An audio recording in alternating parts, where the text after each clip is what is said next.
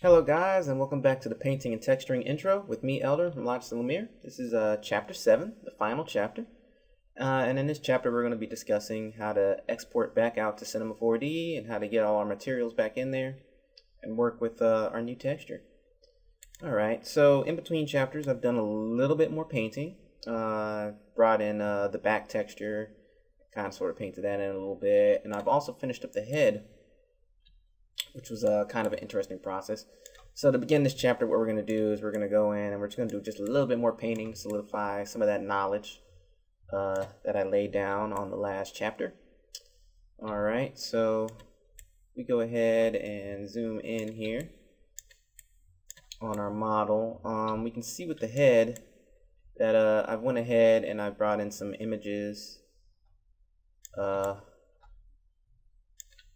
of our model, and I've painted in some of the cheek texture, and I've painted out the eyebrows using the color spray technique that I mentioned in the last tutorial.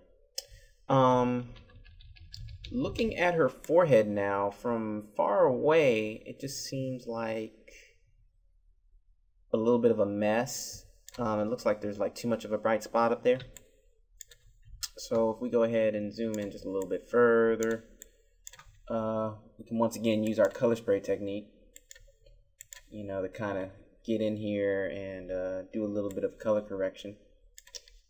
So let me just move a little bit of stuff out of my way here on my Wacom tablet. So, you know, I've got a free clear Wacom tablet here, and I'm just gonna go ahead and click, hold, and drag from the main color there. Pick a color from the swatch here, or pick a color from her skin here, and I'm just gonna kind of sort of just paint this in, and do a Control Z, because right now I'm painting in Z texture. That's not what I want. I want to play in some RGB, and now I can just go in here and I can kind of sort of deepen out that area of her head to give it more of a skin texture. So I just want to solidify some of these lessons here.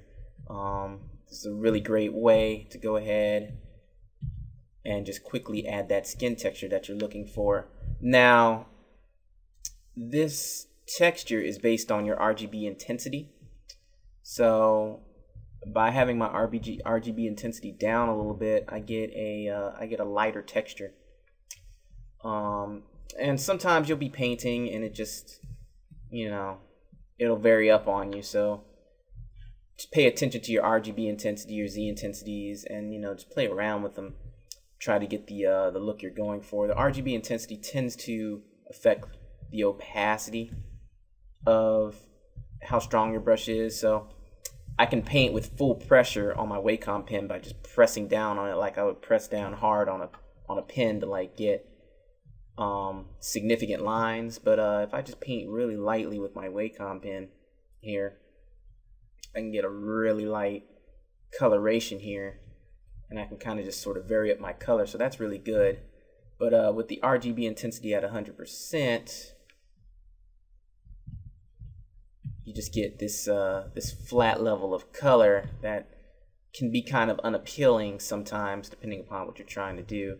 In this particular case, if I were trying to paint out the whole arm and get like an arm skin texture going here without actually using real images, this would be a great way to kind of sort of get a base coat. So as you can see, I can come in here real quick and just start to kind of sort of get a base coat going for my model without even needing to use any images. You know, so I can just get a really quick, really nice base coat here. And Alt seems to have inverted the color as well, so that's a great way to get like a little bit of variation in the skin tone there. Maybe, you know, she's got like some kind of sort of mole pattern going on there, so it's really awesome. But once again, images are king. Now, let's take a look here, for instance. Okay, so we had one image that defined the upper torso region, and then we had another image that defined the neck, Now there's a hard line there between those two. So we want to kind of blend those together to get a better look. So we can go ahead and bring down our RGB intensity a little bit and use this technique to kind of sort of just soften that edge. And my RGB intensity might be a little bit too low for this sort of thing, but I'm going to go ahead and kind of sort of build up the effect. It's kind of like I've learned in lynda.com and you know, a number of instructors in a number of different series have said the same thing, and I'll say it to you guys. Using low opacity, you know, or using, you know, light strokes in Photoshop or in a painting program like this allows you to just build up your effect over time. It might take a lot longer. You might not see effect. You might not see the effect really right away, and it might seem kind of frustrating. But over time, you know, over that 5 minutes, as I was building it up, you know, varying the pressure on my Wacom pen, varying how hard I was touching the pressing against the pad, you know, soft, hard, soft, hard. You can see how that line went away, but between this skin texture here and this skin texture here, it just looks so much more realistic. Like that skin texture is always naturally there. Like the variation between the colors is just natural.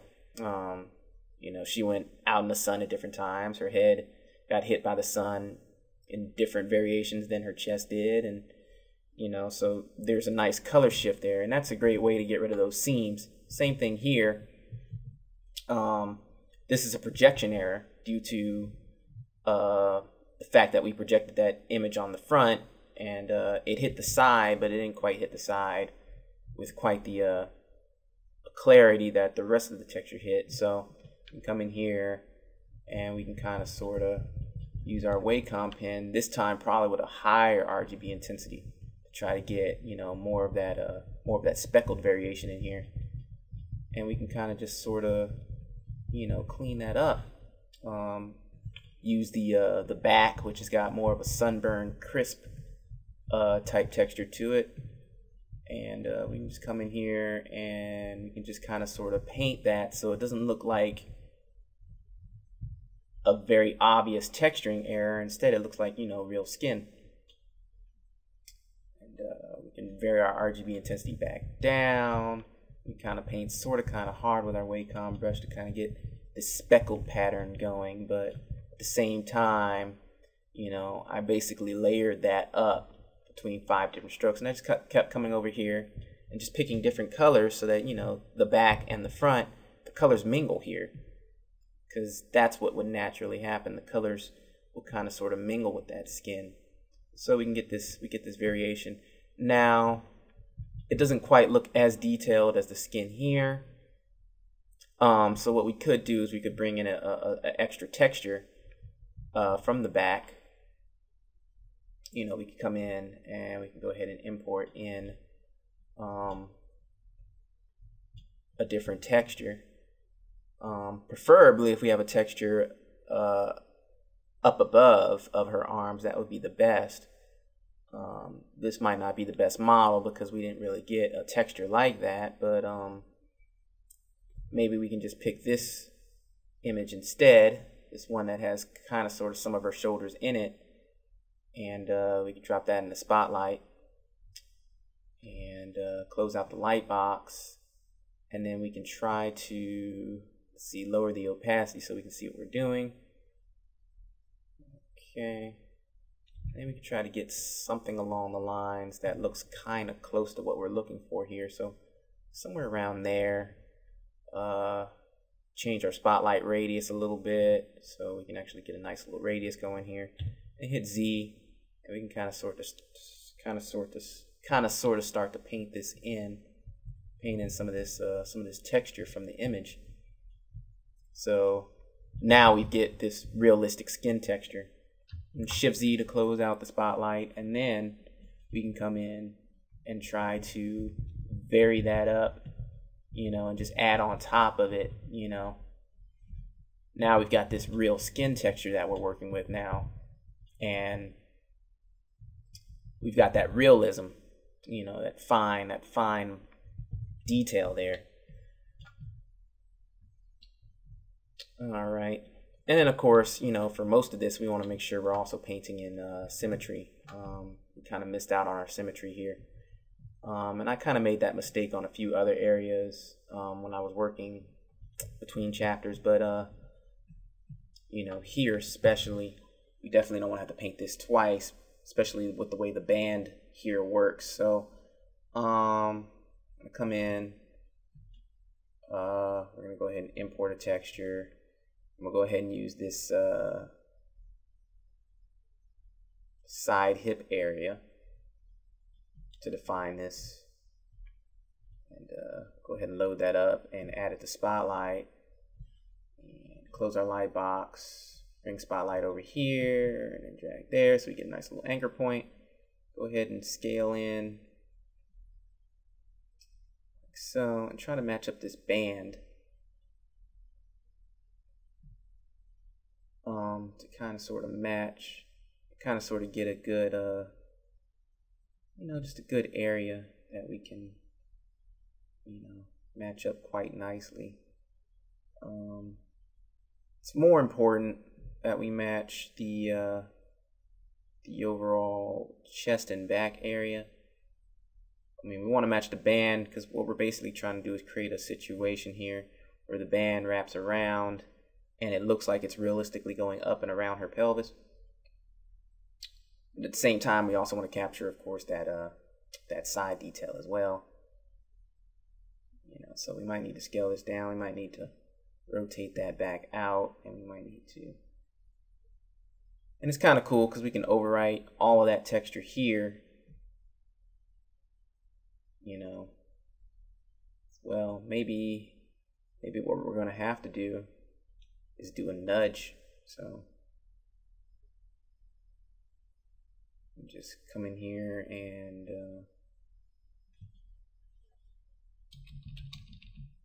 bring the brush size up, bring the Z intensity way up, so we have a very easy time of nudging this. We're just gonna nudge this into place here so that everything kind of sort of matches, so that we basically get a perfect fit as far as the texture of the buttocks and the and this band and the back kind of sort of goes. You know, just want to kind of. And okay, we're set to paint this. So let's hit X to go into symmetry. And we can verify. I think we're pretty much in symmetry. So I hope we're in symmetry. And we're going to go ahead and turn off our alpha, go into freehand mode. And once again, I like to not use the Wacom pen on this particular section because I like to just paint in 100% weight. You know, no pressure variation at all. Just want to just straight paint this in hard. And because of that band, because of the way we set up the band, it looks like it just fits perfectly. So you see why we did that. Basically wanted the perspective of the band to fit. Now, also set our RGB intensity up to 100%. That way we get no opacity fade. So it's kind of like in Photoshop. You know, you just want to set your your opacity up to 100%. So you're just painting in the full effect, no masking, no opacity, jitter, none of that. And bam, I think we pretty much got that. Now the only issue is, you know, I tried really hard, but looks like we just didn't get the band right on this side, even despite the symmetry. And once again, this is a good case for making sure you use nudes if you have to, or if you're gonna be doing something that's like, you know, really intense like this. If you're working in a non-safe work area, or if this is not your typical kind of work, you could always go ahead and either use ZBrush's ability to extract out polygonal geometry to cover up the character's modesty. You know, you could do it that way, or you could, you know, find a different time to work, you know, whatever you have to do. I also don't like the fact that I feel like all that came through. I had a naked back at first. But, c'est la vie. So, you know, there's a number of different ways to work that out if you need to. You're working under those kind of constraints. I can understand. It can be a little bit embarrassing sometimes, you know, be painting, you know, and people are watching over your shoulder and it's just really weird. So, and then, you know, I could do one of two things here. I could either just straight paint in her texture this way, and that looks perfectly fine. You know, I'm not even using Spotlight or using a texture or using a basic projection texture. I'm just painting in using the whole skin color spray method, and I'm just kind of sort of getting a really good texture on her back here. And that's really awesome. It's a really, really nice technique. You could pretty much use this technique to pretty much get all of your skin in. Combine this, of course, with a Z-add, you know, to add some texture to the actual skin. That'll come through in your normal maps. And yeah, you can pretty much generate a skin texture by yourself just off of maybe having a reference on the side in a Windows Picture Viewer or in a Finder preview, or you know, in some image program off to the side on your second monitor, or you could put ZBrush into a half screen on this side and put your image on the other side, and just use that as just a general reference, you know, and kind of just sort of go wild. You don't actually have to even use references. So that's kind of cool. Once again, on this neck, I'd probably come in and zoom in here, and I'm noticing that it's really white, and the torso is really, really tan. May not be an issue, may be an issue. It's an issue for me, so, you know, I want to come in there and with a lower RGB intensity, I just want to add some variation to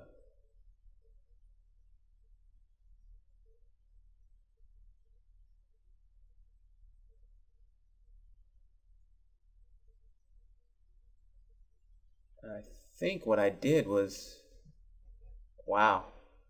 Okay, so you got this undo bar here in 4R5, which is kind of neat. It actually allows you to go back and undo history visually here. If you click that by accident, yeah, it'll go back. It's pretty crazy. That's a neat new feature. Still learning 4R5 a little bit. Main reason why I upgraded was for a Q remesher, which allows you to do some really nifty automatic retopology of your character.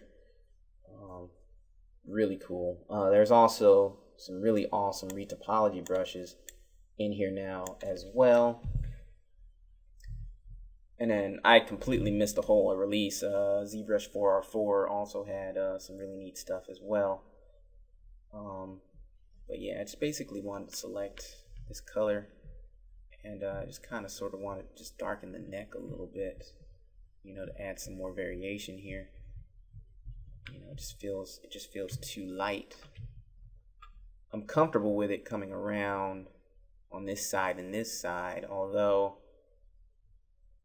they might be a little bit too symmetrical, so maybe I could add some detail there to separate and split that up. You know, this skin texture is all about asymmetricness. That's not a word, but you get the idea. It's all about being asymmetrical in the human form here. Not completely asymmetrical, mind you. I mean, humans are pretty symmetrical, but you know, details that aren't shared on both sides, you know, add a little bit of dimension to your character. Makes your character seem just that more real. People will notice, you know, when there's subconsciously they'll notice these little things, like there being 3 scars here versus 2 scars here and things like that. Just makes her just look just a little bit more real. Now one more technique I wanted to share with you guys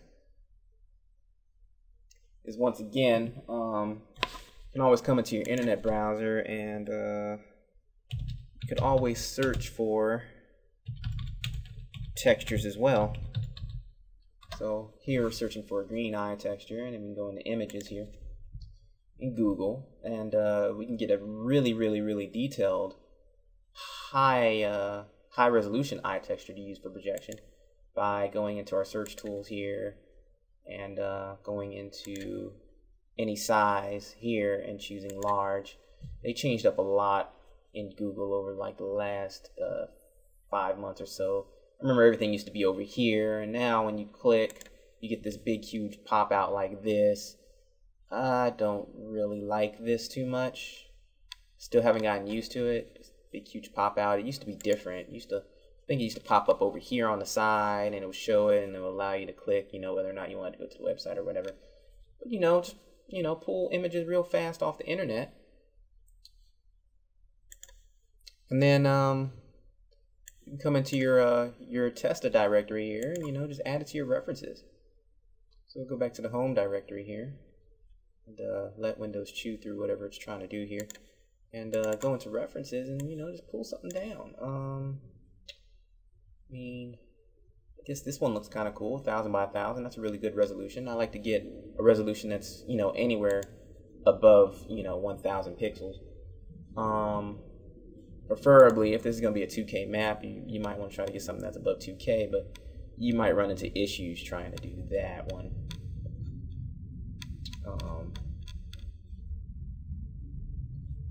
You know, and then you could always go into Photoshop and create your own, maybe look up a tutorial on how to do that.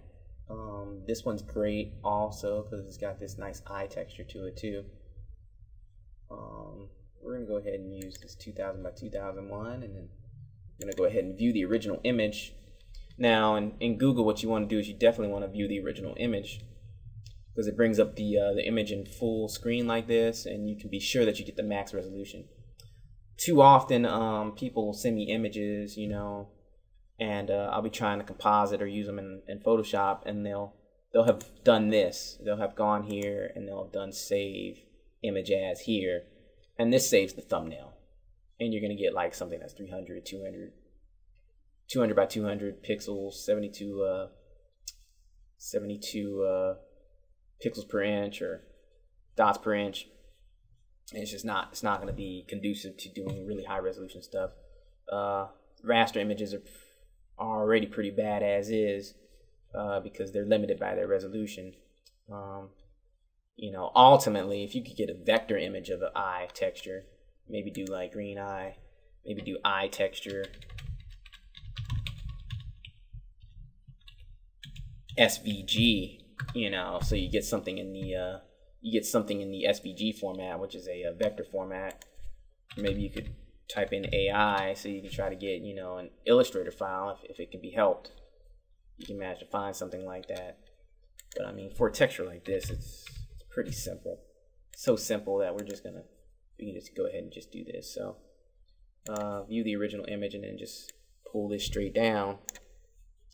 And basically what I did was, you can just straight drag images out of Google Chrome like this. Firefox works the same way. Not sure about Internet Explorer.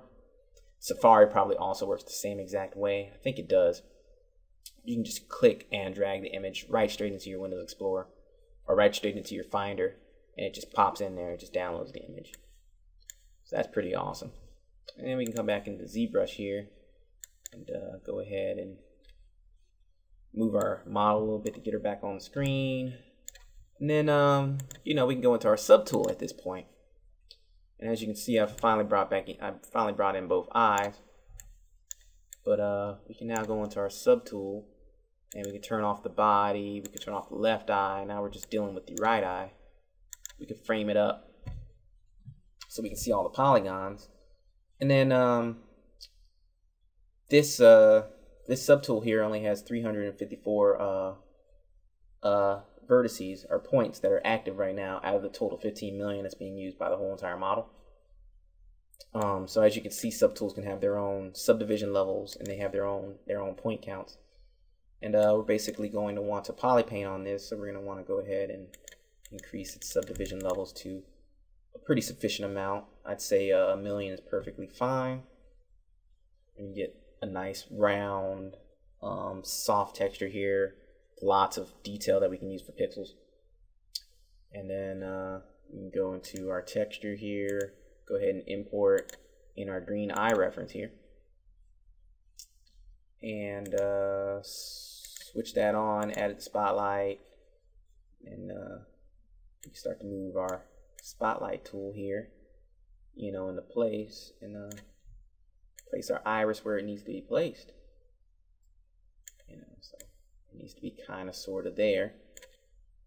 And then we can hit Z, and we can use the mouse with no alpha and a freehand stroke, and just sort of paint this in. Use RGB intensity to get this at 100%. And there you go. It's gorgeous. So you can paint subtools too. And ZBrush will be able to take all the subtools and everything and be able to bake it really nicely. And we're going to do that right now. Alright, so let's not waste any more time. Bring her back. We'll bring back the left eye. We'll go ahead and frame her out. And, now that eye's got some texture, so, she doesn't look so alien anymore. We get a little bit of texture going here. We can add some more texture to the iris or whatever. Let's go ahead and shut down Spotlight here. Let's go ahead and save our project one more time. I think this time we'll increment this out to 0.3 now. And we're set to go. All right. So with our UV map set the way it is, and with our character kind of sort of painted and ready to go, if we did any sculpting detail on this character, we have to figure out some way to get that high level detail onto a low res mesh. Okay.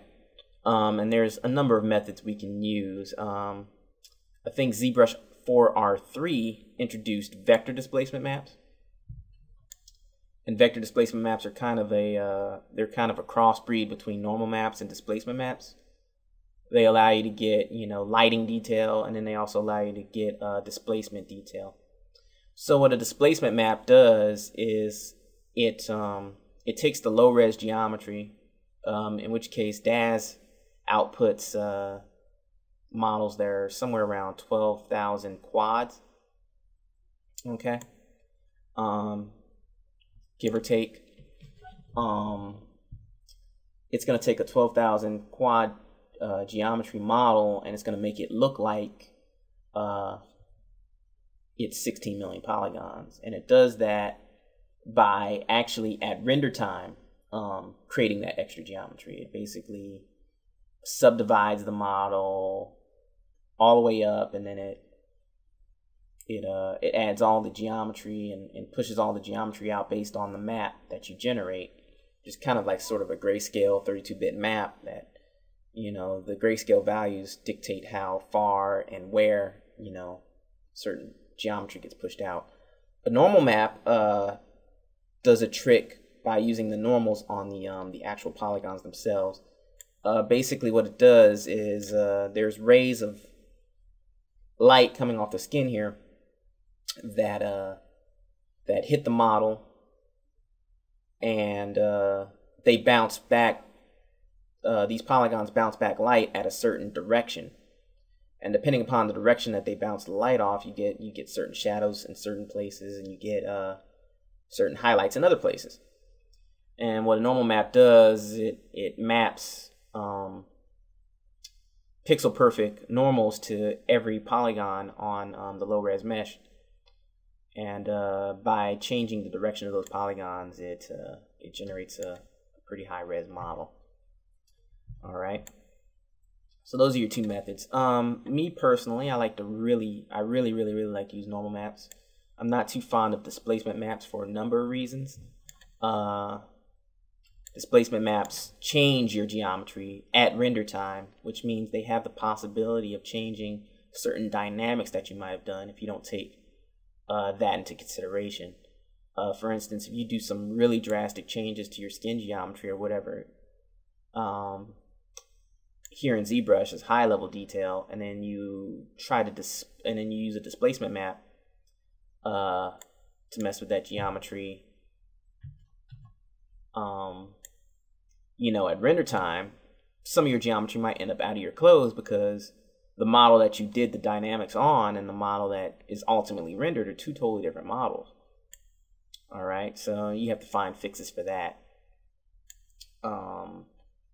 That's one thing, and then a few other things about displacement maps and just ick me out a little bit. So considering that the DAZ model is so high res, I mean 12,000 polygons is pretty much pretty high res. This is not really a model that's really good for video games per se, seeing as you know, video games are more around 12,000 triangles, which is more like 6,000 polygons for your next gen, your Xbox, your PlayStation 3 games right now.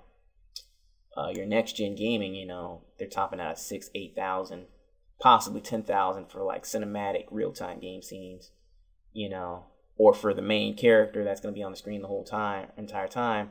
But then you've got enemy models that are going to be like 3K triangles or 5K triangles, you know, which, you know, when you're dealing with quads in Cinema 4D, you divide that in half, you figure out, okay, you know, 5,000, so it's 25,000 quads that you really want your model to be. That's what you're working towards.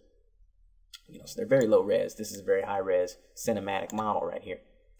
That being the case, she's so high res that this is the highest subdivision level, so I'm not really doing this justice right now. If we switch to her actual model here, and then we go ahead and lower the subdivision level here.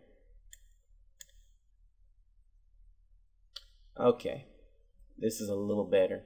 We can see that we've got faceting here. So what the normal map doesn't do is it doesn't change the silhouette of the character. If you come up real close to the character and you're looking at her about this close in a cartoon scene, you get all this really fine detail and she looks really great, but you've got this faceting up on the top of her head.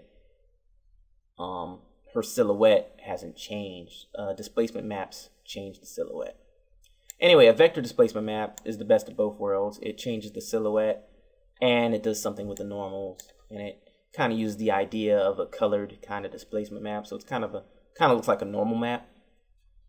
And there are a number of 3D programs that can use that. I haven't tried to use vector displacement maps yet in Cinema 4D, but since they're the best of both worlds, it's probably going to be an interesting idea to go ahead and look at those. I'll do some research and I'll probably have a tutorial for you guys on how to use those, you know, as a supplemental, because there's a lot that I need to teach about painting anyway that didn't even get covered in this series. But once again, this is an intro.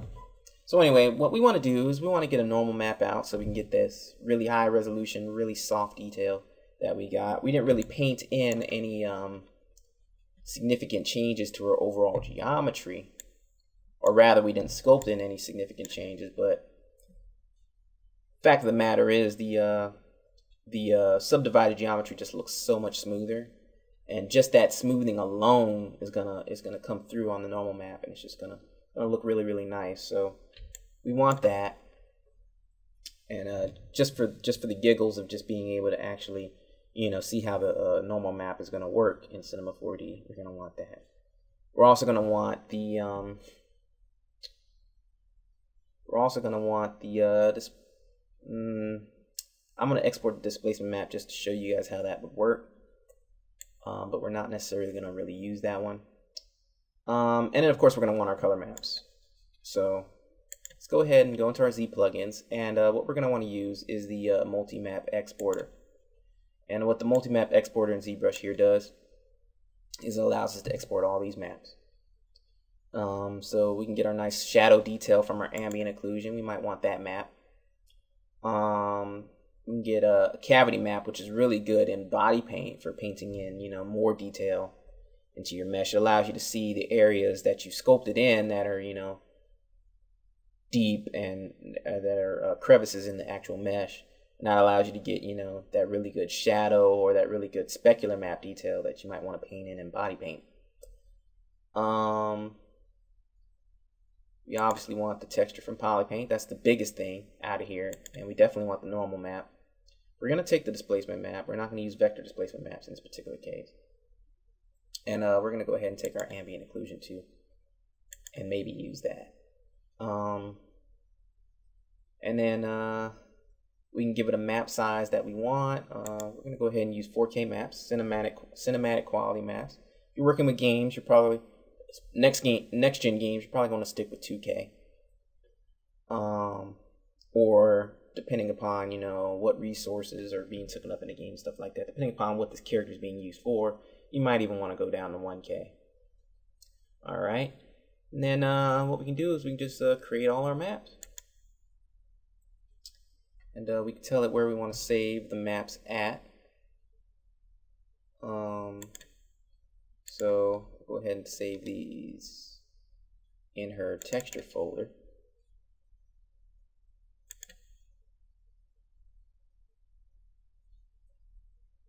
And there we go. And as you can see, because we have multi-tile workflow going on here, it's saving the different tiles out as different numbers. All right, so if we come back in here into our folder and we go ahead and look at our texture folder here, and I think it's done now. That's our displacement map. Okay, now it's working on our normal map. So this is tile 1, which is at U0 V0. That's the first tile. And then what we did was we transferred one tile over and put our face on that tile. So it's going to export out another color map, another displacement map, and another normal map. It's going to be U1 V1. All right. So what I'm going to do is I'm just going to let it go through. I'm going to let it export all these maps, and I'll meet you guys on the other side. Okay, and so we're back. And as you guys can see, that took a wee bit of time for all 4K maps. So, you know, it could be a pretty intensive process. If we go over here into our director, we can see we have our maps here. And, you know, we can open them up in Photoshop. And, you know, here's our ambient occlusion. So, you know, we have some shadowing on the lips here. It's going to come right straight through. Some shadowing on the face. We've also got some shadowing on the body as well. And, let's see what else we got. We've got some okay, on our displacement map, you know, we've got our displacement. It's all gray values that define, you know, where the body is pushed out a little bit more than other areas. So we've got that, and that came out as a PSD. I think it's mainly because that's the only format that kind of supports all the information that's needed for the displacement map, perhaps. Let's see what else we got. Our normal maps came out wrong, and as you deal more and more with normal maps, you'll begin to kind of get an idea of what these are supposed to look like. But this is a world coordinate normal map, and these maps are good for objects that don't move, that are not going to be animated, but our character is animated, so we actually want a tangent normal map. So we're going to have to regenerate this map. So in order to do that, we can come into our Z plugin here, and under our export options, we can go to our normal map options, and we can actually, you know, change this to a tangent map. And we can specify which subdivision level we want to generate the map at. So let's see, I'm not entirely sure what our max subdivision level is, so we can go over to our geometry here and figure that one out. So subdivision level 6. So it's going to go ahead and subdivide our geometry real quick, and go ahead and try to bring her back so we can see what she looks like here in the view. And then under our export options, we can go ahead and just use subdivision level 6 to generate our map. That way we get all the detail of subdivision level 6 in our normal map. Your tangent local space map is going to allow you to animate that map and have all that detail be animated, which is really nice. We also have other export options. We can play around with our ambient occlusion map. We can play with our cavity map settings. We can play with our displacement map settings. Figure out what subdivision level we want that at. That would probably be subdivision level 6 as well. And then we could play around with maybe we want to export a 32-bit map so we get more detail out of that map. You know, and then of course the displacement scale and things like that to affect all that stuff with that map. And then our color map, I don't think there are any export options for our actual color map.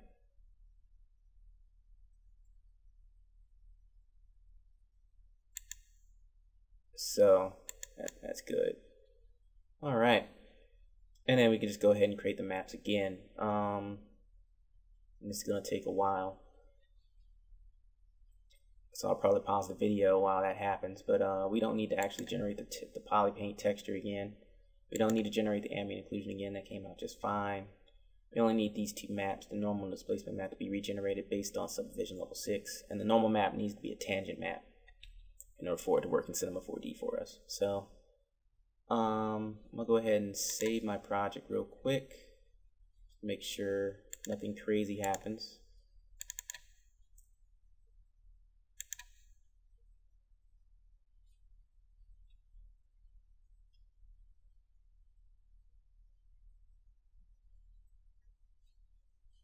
And then finally, I'm going to go ahead and hit create all maps.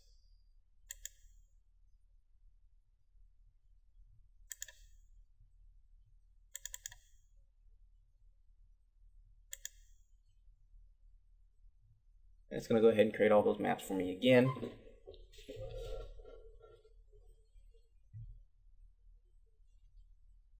And see you guys back on the other side.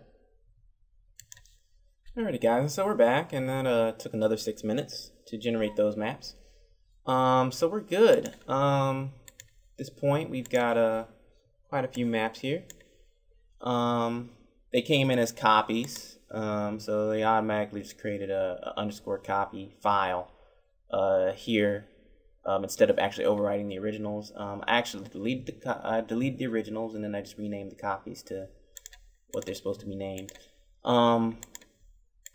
Were I picky, and I normally am, I would actually rename these again to something a little bit more indicative of what they are. You know, like normally I would come in and I probably would name this say test underscore, and I like to name them based on the channel that they affect in Cinema 4D. So this is the color channel, and then this would be body, or I usually like to name the channel last, so this would be test body underscore color. So this is their color channel for her body, is normally what I would do. Same thing here, test underscore face underscore color. This would be test a body underscore normal, and this would be test a face underscore test underscore face underscore normal, and then these would be the displacement maps. And with the normal maps, you know, the NM prefix is probably what I would use. So test a underscore face underscore NM, and the displacement maps would be DM, and so forth and so on. If we go into Photoshop here, we can see what a tangent normal map looks like. So this is typically what they look like. It's more of this kind of bluish purple, kind of turquoise kind of thing going on. A little bit more shiny than a world normal map. So you know you got your normal map right when it looks like this. Here's the body's normal map. So these raised areas are kind of giving you an indication of where the light is going to bend in an interesting way. Basically, the way these normal maps work is they use some complicated math. The 3D program uses some complicated math. It uses I guess the blue and the green channel, or the blue and the red channel. It uses two of the color channels to actually displace the normal across the polygons. It's kind of interesting the way they work. Technically, you should look it up. It's a pretty interesting read, especially if you're into, you know, the science of all of this. And here's our texture maps, and once again, you know, unlike previously in ZBrush, where you would get a map that would just be a whole bunch of tiles that completely unreadable, completely not unreadable in Photoshop, but you look at it and you're like, what is that?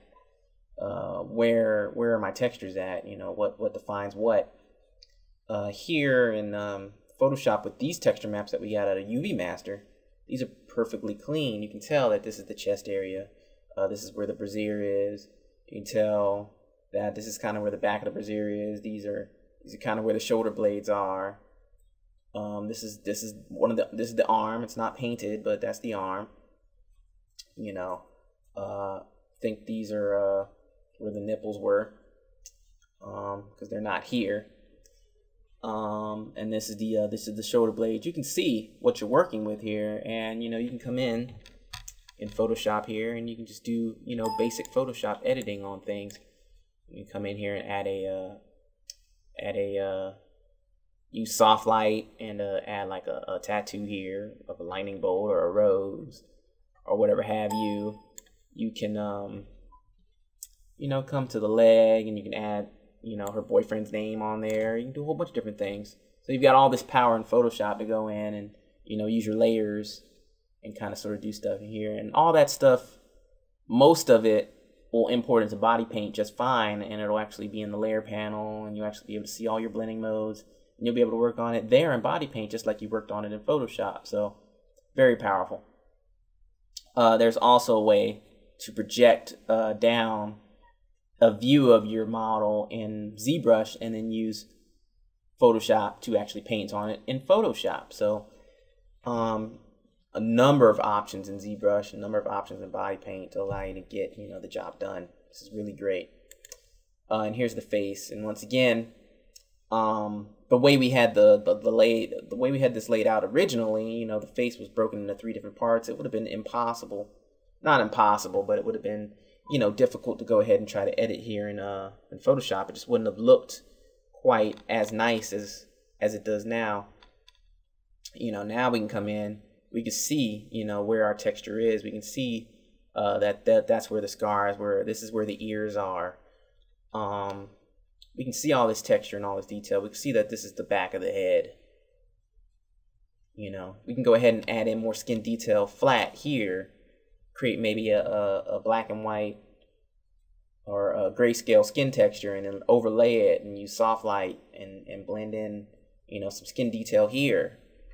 We can come in and even though we've got eyes already in ZBrush that are kind of covering up these sockets anyway, we can come in here, we can actually paint out the socket here, so we can completely get rid of all of this nonsense. And we can come in real fast here, and we could use our clone stamp brush, or we could use our spot healing brush. I'm going to use the clone stamp. And come in here and hit Alt, and then we can you know, just come in, and I would never work this way. see, set our opacity to 100 by hitting 0. That's a shortcut that's going to basically just up our opacity completely to 100 here. And we can just wipe out, you know, some of that detail. Come in here real slow like, and just, you know, alt click different areas and kind of just wipe out, you know, all that nasty eye stuff. You know, something that would have been maybe a little difficult to do in ZBrush, or, you know, just would have been a little time consuming. Maybe we didn't want to really do it there. You know, we can do it right here. Just wipe all that out. You know, other things that, you know, are a little difficult in ZBrush to do, you know, because the brushes aren't quite as powerful as they are in Photoshop here. This eye area here, you know, we can add in that eye texture, you know, very, very nicely in here. You know, keep bringing it back up. We can add in some of the cavity detail here for the eyes here, different things like that. Let's Control-Alt-Z. But like I said, I probably would never work like that. If I take my history brush here and I go ahead and go revert all the way back to the saved version of this, what I would do is I would create a new texture, call it cleanup, and I would do all my cleanup work on this texture. That way, you know, I have a clean copy of my texture that I can work with. And then you know, sample all layers, and then I would use my clone stamp brush to go ahead and clean up.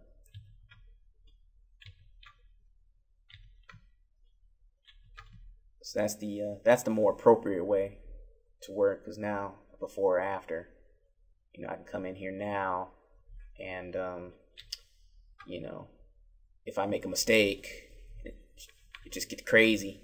I can either come in with my mask, and I can either clean this up by painting in black, kind of bring everything back.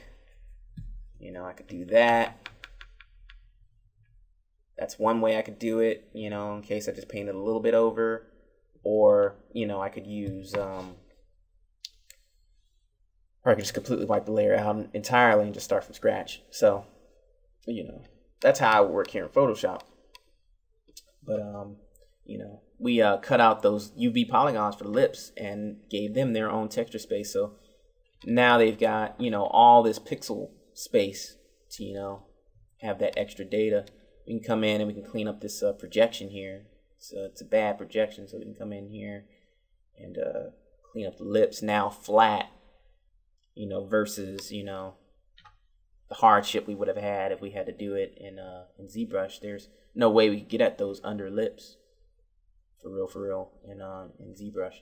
So, you know, it's the benefits of having a really good UV layout. You can come in here in Photoshop and just go nuts.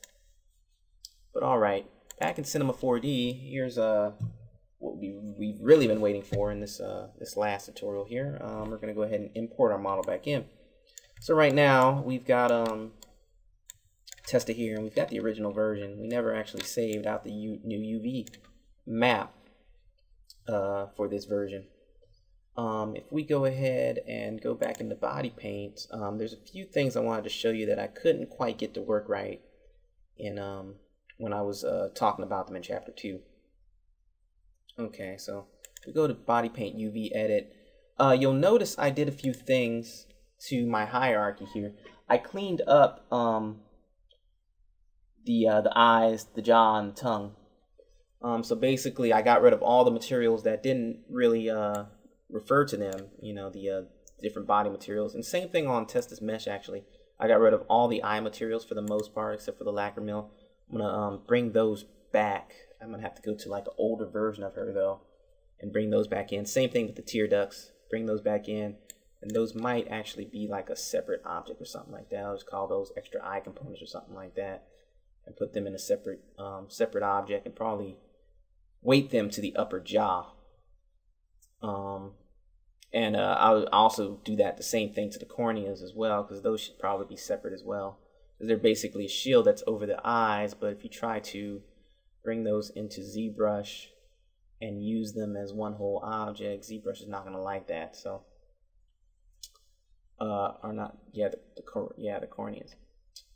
So I did that, but if you take a look at, say, the jaw, for instance, right now, if we look at the jaw just as a whole, we can see that it's all in this one UV tile.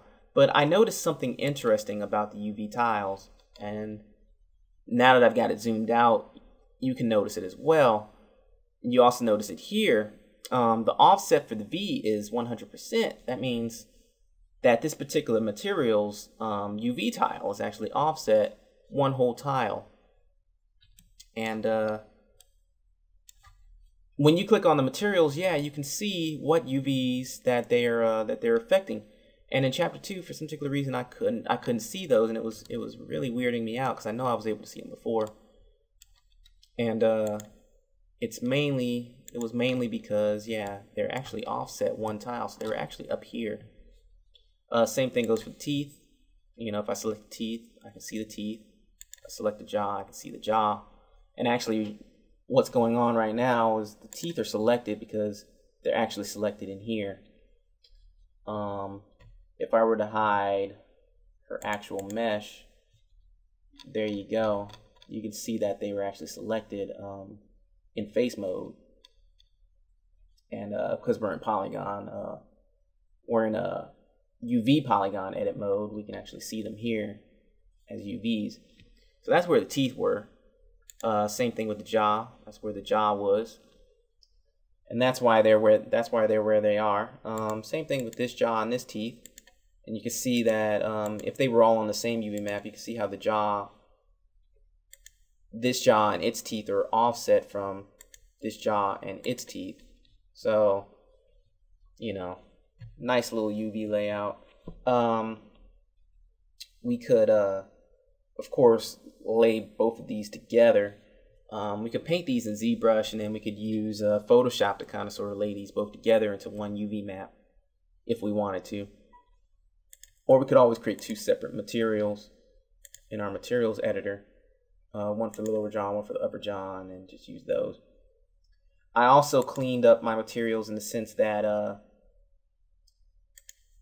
if you look at the material editor here, and if we go back into one of the production workspaces I have here in ZBrush, you'll notice there's a lot less materials here. Basically what I did was I combined all the torso materials into one material. I realized, blessed as his heart, you know, they do some really nice things. Export wise, they really jump us off, but they created 3 separate torso materials, and I mean they're all the same torso. It's just they're all affecting just different polygon selections. That's all. So instead of having 3 torsos and having to edit 3 different material locations, because what I did was I changed my materials. I converted them to TIFFs in Bridge. Just did a batch convert, and that was in an attempt to try to figure out, you know, whether or not I could get Motion Builder materials to work with TIFFs instead of JPEGs, but it still hasn't worked yet. But I'm getting close to that, guys, and I'll have a tutorial on how to bring in materials from Cinema 4D soon, hopefully. I have to keep playing around with that. But yeah, this is the same material 3 times, or it was the same material 3 times. I deleted the other 2, which created X's here in the material manager to show that, you know, those materials don't exist anymore. And then what I did was, you know, I just basically, you know, you can go into the material and, you know, just drag the new material in there. You know, drag it as the material. So if you've got an empty material here with a big X, you can just drag in one of these materials to replace it, like so. And it'll drag in there real nice. And I can drag that back, you know, to keep this organized. But, you know, you can just drag it in there. And then it's all really a matter of what selection it's on. So instead of this being the fingernail selection, this is the skin arm selection. The fingernails also use the limbs as well, but the fingernails are using you know, the fingernail limb selection. So skin, hand, limbs. This is the hand selection, you know, but it's still using the same limbs material, which is just It's just a material that just has all the limbs laid out on it. So there you go. So this is the original Daz material that just has all the limbs. Here's the fingernails, the toenails, the hands, the feet, and the legs. All the limbs are laid out on that one texture. So you know, you can drag a material multiple times on here, and all you have to do is just add different selections to that material to break it out into different different limbs. In fact, you could literally just drag the material just once and create a mass selection that actually has everything selected. That's probably your best bet. It really would clean up everything here, because then you would only have 3 materials on this character. But the way Daz worked, it kind of broke everything in the selection tags, and I kind of like that, because then I've got the poly groups as well. But you can have the polygon selections and not have all these materials. So you could really clean this up seriously, and I'm thinking about really doing that. And then, of course, you just, the group that you created that has all the limbs selected, you create a new selection tag, but just don't put it in your group here. Just keep it as one of the groups that's outside, So that's just a selection tag that you just have just here in Cinema 4D that just defines all the limbs so that you can use just one material on those limbs. But all right, enough of that. Back in ZBrush, what we can do is, one of the pitfalls here in ZBrush that you have to be careful of, and yeah, we got that file write error again, so let me go ahead and fix this real fast. Alrighty, so that's taken care of. So yeah, you don't want to save at your highest subdivision level, because you're going to get a polygon out, model out for Cinema 4D that's going to be 15 million polygons. So first things first, you're going to want to subdivide down to subdivision level 1. So you want to export out your original model. And then you're going to hit export, and you're going to come in here, OBJ, and you could technically go ahead and overwrite your original model. Theoretically, we actually really need to export this out.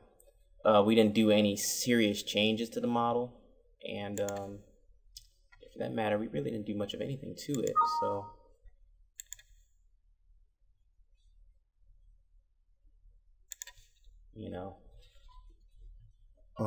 yeah, we didn't make any major changes to it. So we could technically use our previous OBJ version that we actually saved out before. So we can go ahead and merge in from our tester folder here.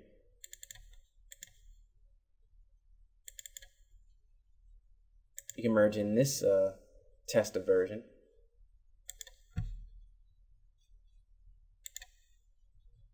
Because she's gonna have all the changes we made. And let's undo that. And once again, let's make sure we use Riptide. And we're gonna import in from ZBrush. And we're gonna go ahead and click OK. We're gonna go ahead and load up Testa. And there we go. Now we've got Testa in here, and she's good to go. She's got all the same, she's pretty much got all the same everything that the original version has.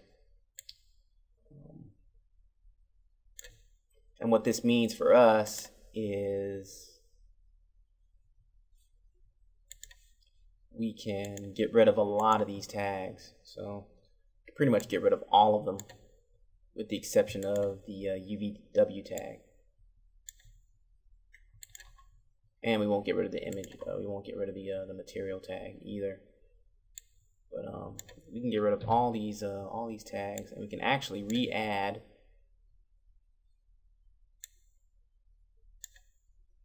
all of these tags.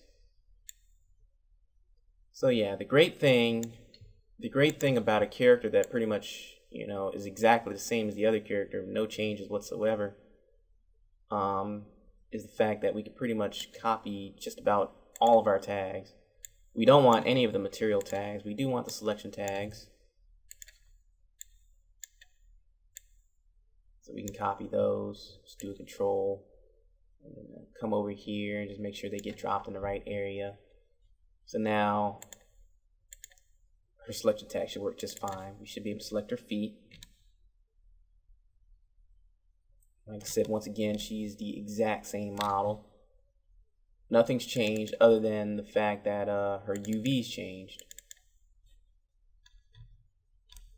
So this is the great thing. This model is the same, but it's got different UVs. That's the reason why we need to delete the UVWs. It's pretty awesome. We can get rid of all these extra group tags and stuff that were generated by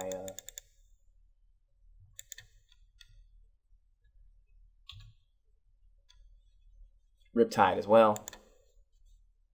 Okay, so we're good there. What else do we want? We can go ahead and bring over our pose morphs, our weight, our point cache, and our group tag. Alright, and then just drag those up and hold control and drag them up.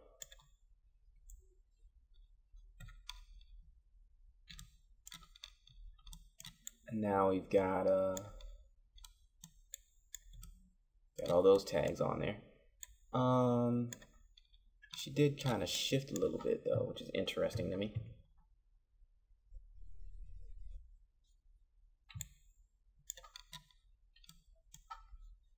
Don't know exactly why that happened.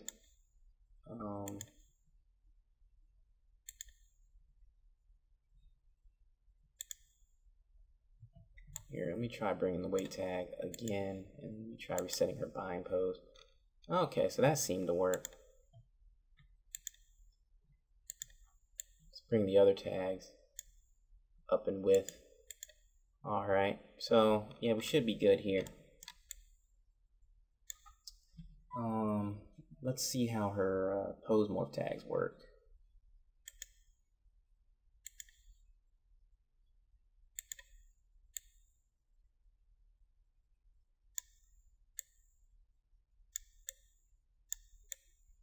So yeah, we may have to recreate the pose morphs.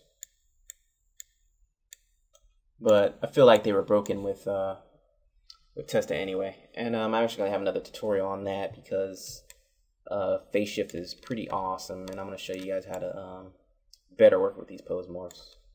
They've been giving me issues. And I want to make a better tutorial on the pose morph tag.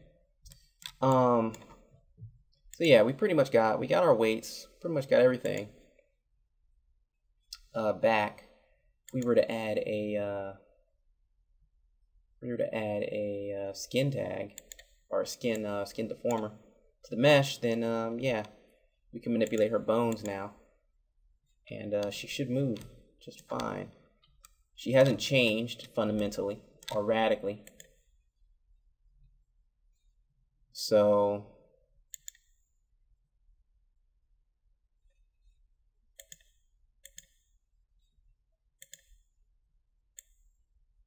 yeah, she still moves just fine. Let's move the pelvis instead. Yep. So all the weight, all the binding, and everything is still there. That's great. So she'll receive Motion Builder's motion just fine. Alright, so right now she just doesn't have any materials. She's got all her old tags, and she's pretty much the same character. We just need to rebuild the materials, and in fact we could actually do this on this character here, and I think because they're the same character we could actually probably drag the UVW tag down to Testa Mesh actually and just use Testa Mesh, or we could just bring all these tags back that way. So you could transfer it either to a new mesh or transfer it back to the old mesh, whichever way you want to go, but it's this UVW tag that is the most important thing because we changed out the UVWs. But alright, we need two materials.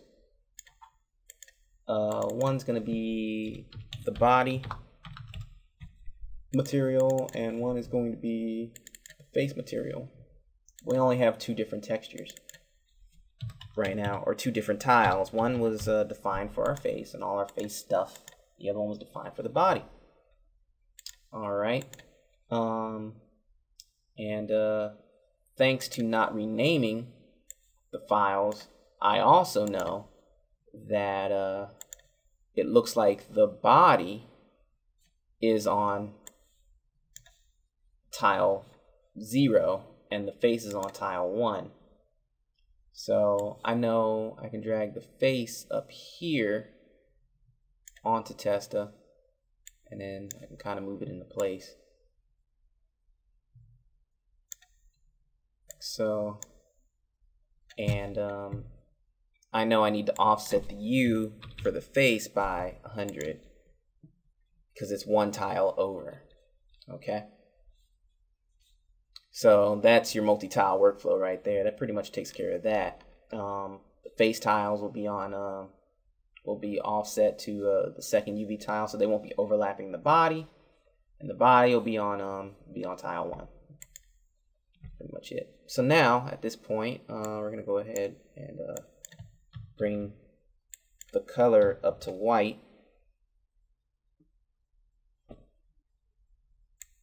Here. And we're going to go ahead and load up a texture that we can use. And in this particular case, we're going to load up our body texture. And once we load up this texture,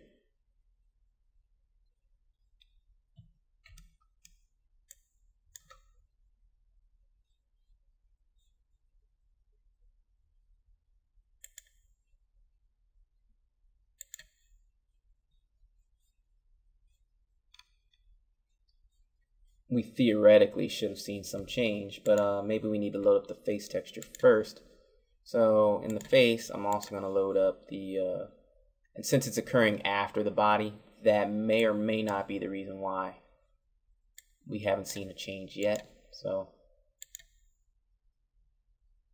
okay, and as soon as we apply the face, we are good to go.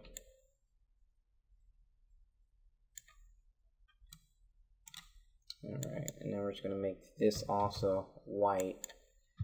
That way the blending between the actual color channel itself and its texture is just, you know, pure. Okay, now we've kind of got our material going here. The only issue we're running into is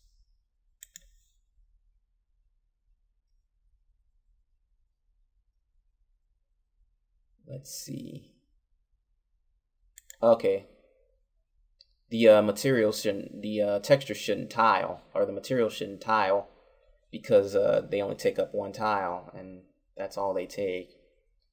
It's 100% UV, one tile space, and that's pretty much it. Once you make the materials not tile anymore, and once they're taking up 100% of the space that they need to take up,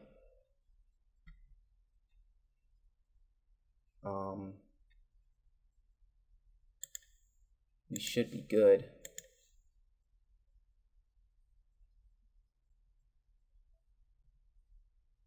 The only other thing I want to do, let me delete the selection, clear out the selection here.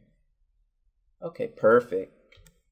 You know, the selection was also messing things up, so there we go.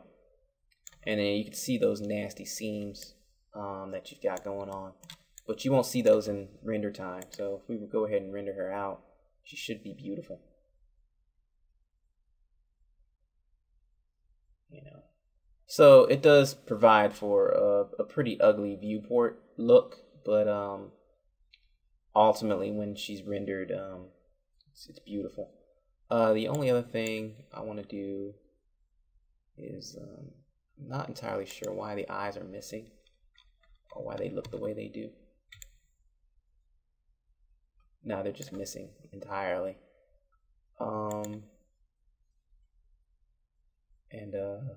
This mainly has to do with the main mesh being turned off, which is all the old stuff. So I'm just going to turn off the actual mesh And that way I just get the eyes, the jaw, and everything still in play. But we've got our new texture. That's pretty much it. That's your new texture. Now to get our detail, in our normal map, what we're going to want to do is we're going to want to load up our normal map. So we know 0, 0, 0, or we know 0 and 0, the first tile, we know that's the body, so we know that needs to be loaded up on this map. Now ZBrush tangent maps have a flipped green space, and this is just something that you just kind of just sort of just need to know. There's a way to find this out, and it involves using GoZ. If we were to use GoZ to come from ZBrush back to Cinema 4D, usually what ZBrush does is it actually automatically brings in some textures for you. If you're using just one texture tile, that's great, because it'll bring in the whole model. It'll bring in all the textures, and everything will just be beautifully all mapped for you and everything, and nice. If you look at the settings that ZBrush automatically gives you, when you bring in a model that way, you'll notice that it matches these settings here. So yeah, that's how I learned that, you know, you need to flip the green space for the tangent map to get your correct space. All right. So if we render now, we should not play, but render. So here, our normal map shouldn't be giving us any serious problems, and it doesn't look like it is. Also, the eyes are still not rendering, so it just looks so nasty. And that's because the main mesh wasn't set to render. Alright, so set the mesh not to render here, but let's render out all the other components. And let's not flip the green and see what happens.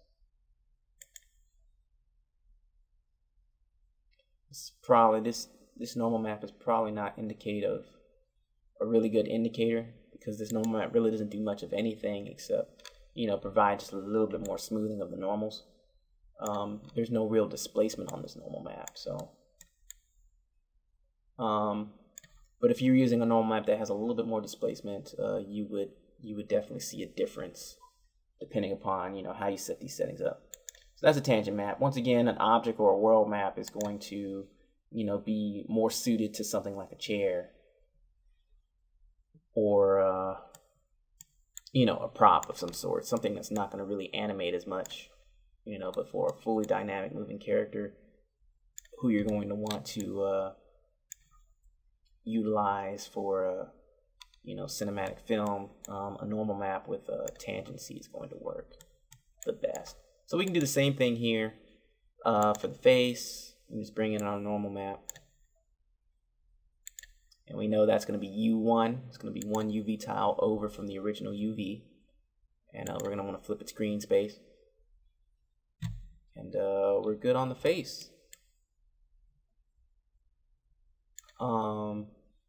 Also, because of the nature of her face now, we also know that, well, no, that's not really it. No, her face is just, I think it's just the sunlight itself. It's just really bright. So her skin is just a lot more fairer than our previous character's skin is. So we could come into our HDR sky and we could try to turn the brightness down to dim the scene. And that might give us a better look. Although it does look a lot darker than it previously did.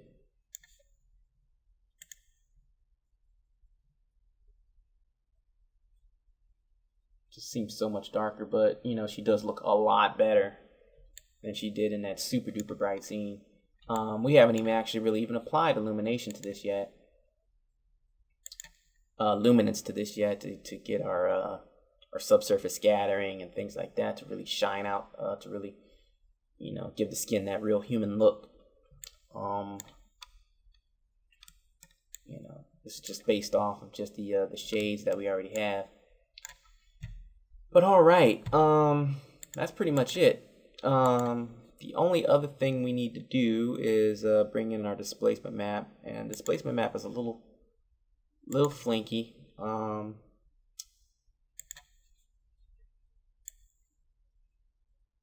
find that setting up displacement maps is it's kind of a science in and of itself.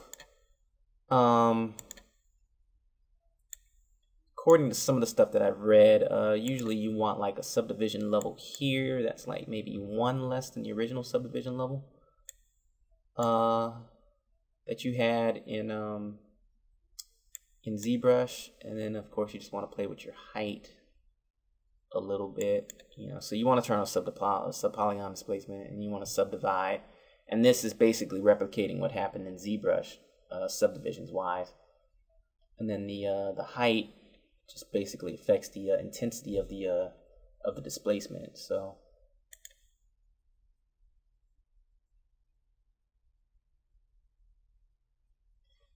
obviously this came out wrong. This is not how this is supposed to look. She looks like a alien bodybuilder right now. So I just don't know with displacement sometimes. It's really weird. And it's also really never really worked for me very well in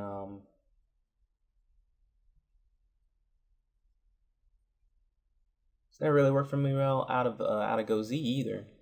But we could try it and see what the settings are that we get out of ZBrush. So go ahead and open up a new scene and open up ZBrush.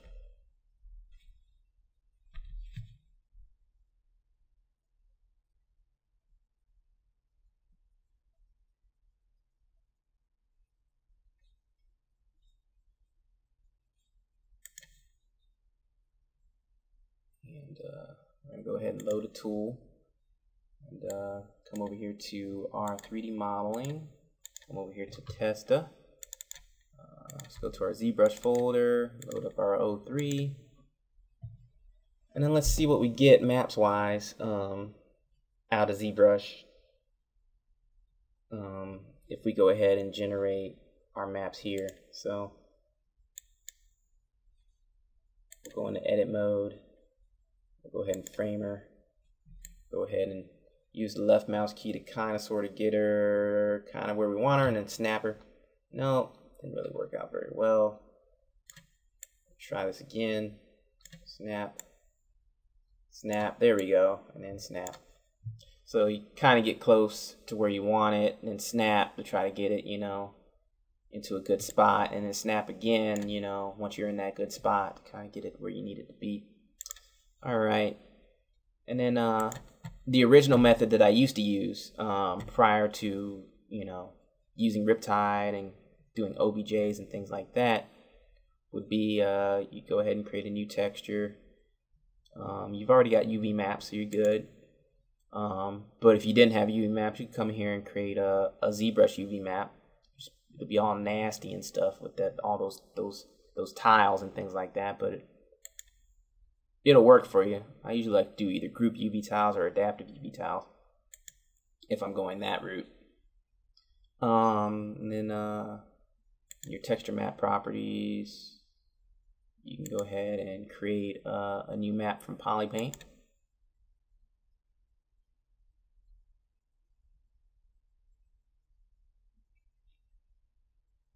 And if you had a texture that was just one UV tile, then this would work. It's not going to work in this particular case because we've got multi-UV tiles, so we have to use the plugin. You can also have it create a displacement map. In order to create a displacement map, you have to be at the lowest subdivision level. So we're going to go ahead and go to the lowest subdivision level, and then we can create a displacement map.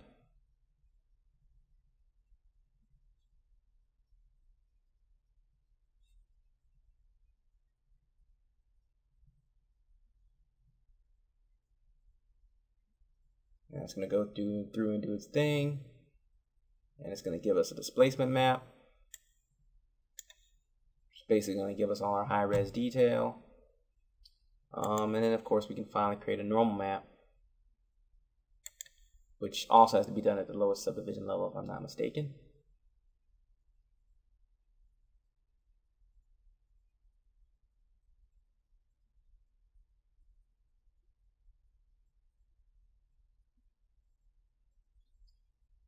There we go. And then once again, you can tell that this is a world map. We need a tangent map, so let's go ahead and create another normal map. Let it do its thing.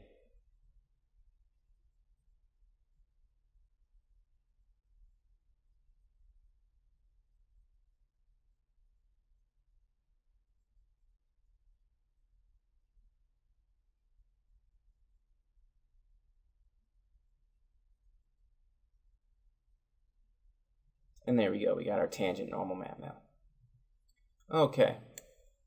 Now once again, these maps won't work in this particular case, but if you'd have a workflow where you're just using just one texture map, for some particular reason you don't want to use multiple tiles, perhaps for video games or something like that, then this is great.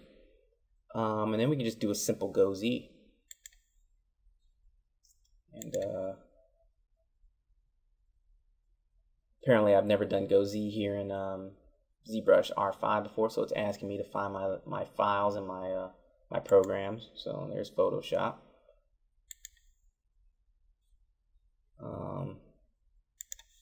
So it wants to go ahead and install some files for Photoshop. So I'm gonna let it go ahead and do that. I don't have Sculptris. And then of course I've got Cinema 4D.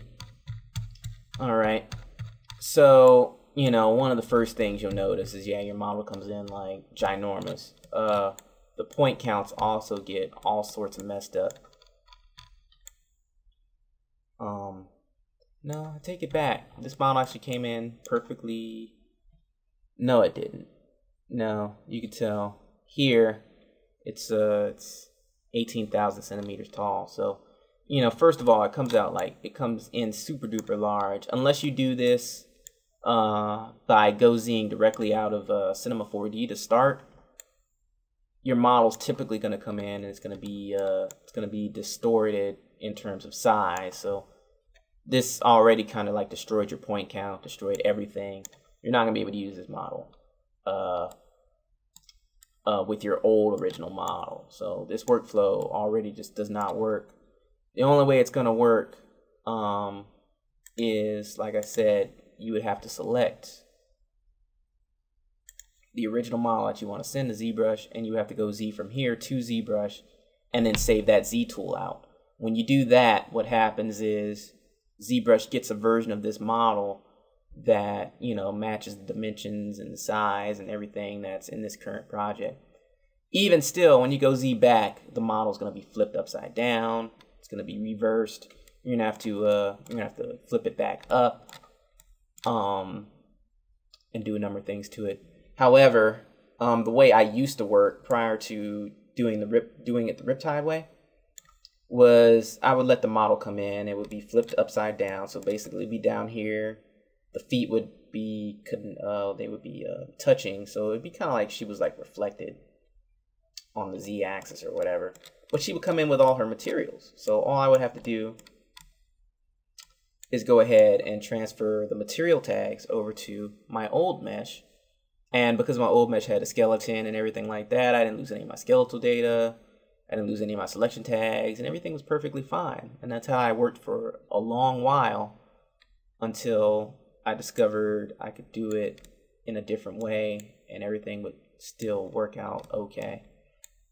I could still keep all my skeletal data. As you can see with this workflow, you just simply drag the tags back to the new character, or drag the UV map back to the old character, drag the materials back to the old character, delete the materials off the old character. There's a whole bunch of different ways you can do it, but for the most part, the old character will pretty much work. If the old character has the new UVs, then there's nothing you have to do except delete the old materials and replace them with new materials. That's all.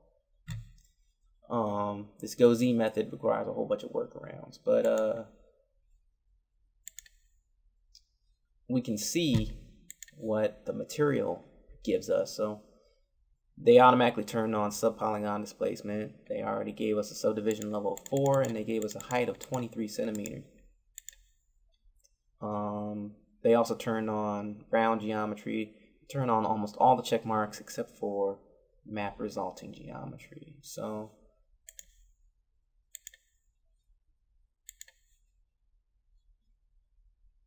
they turned on almost all the check marks except for map resulting geometry, and they left us at subdivision level 4, and they gave us a really unique height for the displacement. So theoretically, since these are the ZBrush settings, theoretically these should work, but yeah, they never have for me. In fact, this looks crazy worse. Yeah, so I don't know.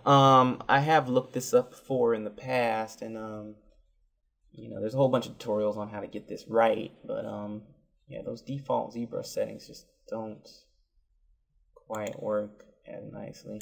Let's see if we missed anything though. It's easy. And no intensity centered, so I said if I were to do this with this model, oh, it works fine. It works fine with this model, and that's namely because its size is probably so much smaller. This particular model size is ginormous. It's epically sized. I would need to basically do a displacement at a much lower factor of strength to get that to work on my other model. So I would just have to play around with it. But if you look at the normal map, once again, ZBrush, it flips the model green, it flips the map green, and it sets it a tangent. It's the tangent map. Here's another thing. ZBrush also stores the materials for GoZ in a GoZ projects folder that's underneath a very specific folder on your computer. So bear in mind, if you delete your ZBrush projects or whatever, you're going to run into an issue where your textures might disappear. And there was one case where I had a GoZ project going, and I had some clothes that I sculpted in ZBrush. And in the process of doing some screen cleaning or something, whatever, my computer got slow, started blue screening a lot or something like that. Something happened. But I deleted this folder, I deleted these textures. I didn't actually move the texture out of this folder, and I lost it forever, and I had to redo all that work. So if you do use the GoZ method, bear in mind that these textures aren't your own. They're in a folder that is not conducive to you being able to back them up. So you're going to want to go ahead and find this folder. You're going to want to copy these textures out. So probably copy the folder, then go into your Windows Explorer or your Finder, and find those files, and then move them elsewhere. So you can go ahead and edit, paste that in there, and this is where these files are that ZBrush generated for you. Your ZTools also right here, as well as your GoZ file. Everything related to your GoZ is in here. So you're going to want to back that up, you know, so you can keep the GoZ project.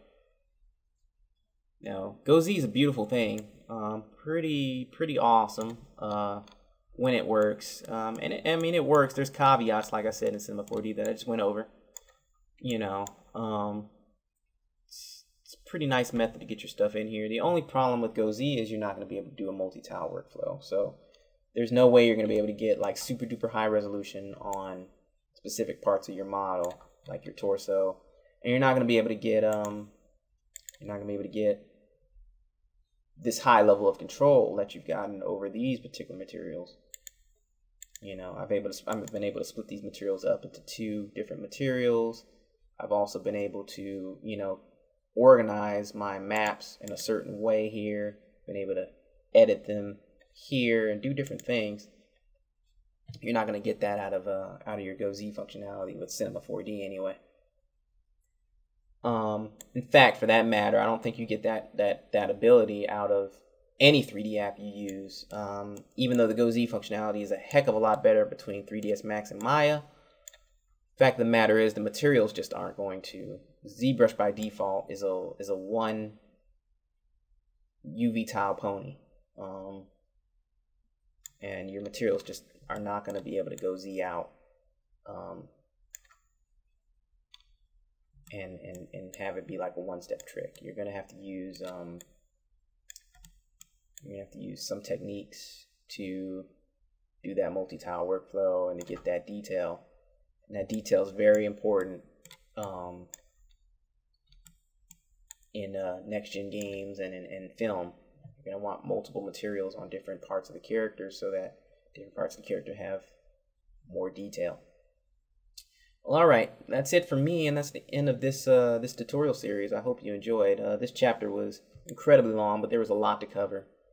Hope I wasn't too tedious. I've been doing a lot of stuff with render farming of late, and I believe the next tutorial is going to be all about Smedge and all about getting a render farm going so that you can get your projects out just that much faster.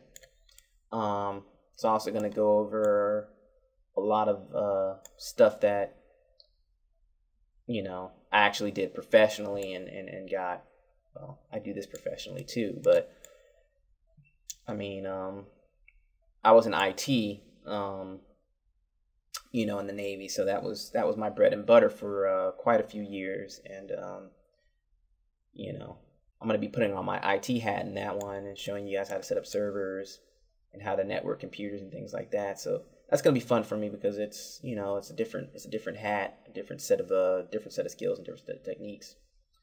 But it all does accumulate in us actually rendering something out and actually playing around with some compositing in After Effects and in Premiere. So that's going to be fun. Looking forward to that one. Hopefully I'll get it out sooner than I got this one out. I know I promised this back at the beginning of February, but I ran into a lot of things that I had to do for a lot of different clients. Alrighty guys, so until next time, you guys take care.